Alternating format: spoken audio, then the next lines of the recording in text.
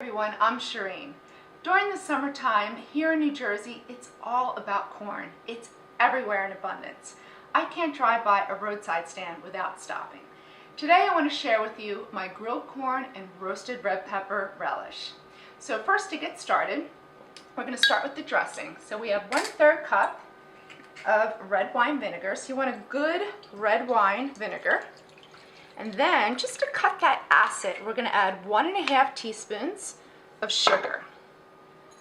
And then, just whisk it until all the sugar is nice and melted. And the acid will break it down.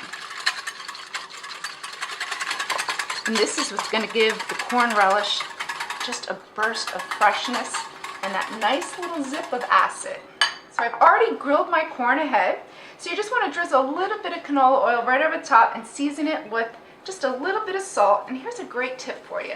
So when you cut the kernels right off the cob, you just want to put it in a shallow baking dish. That way it's not spitting all over your kitchen.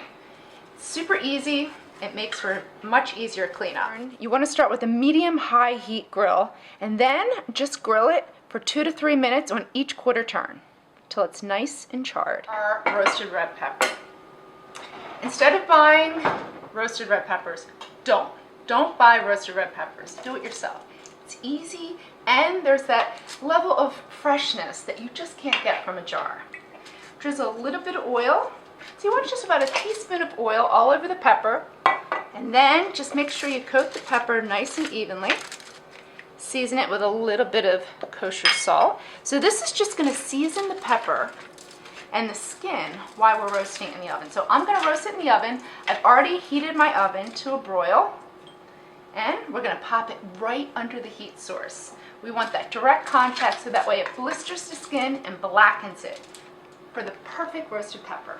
Now I'm going to broil the pepper until it's nice and charred and blackened. You want the skin blackened. 1 to 2 minutes each quarter turn. It's out of the oven. It's already cold. So first thing I did when it came out of the oven is popped it in a Ziploc storage bag. You could put it in a bowl, but you just want to make sure you cover it with plastic.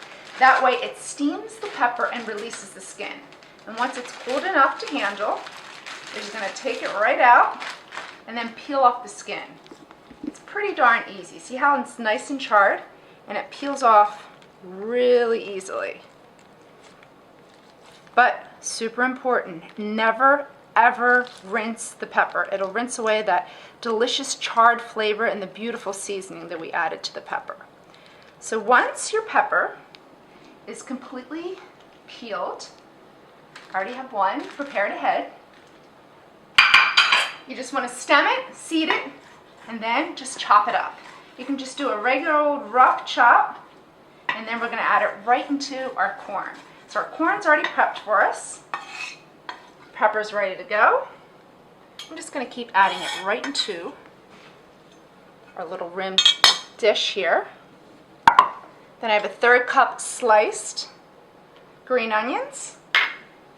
Our vinegar that's already ready to go has a nice little sweetener from the sugar right over top. You got to season it with salt and pepper. And then, super easy, super fresh. You roasted the pepper yourself, and it will make such a huge difference.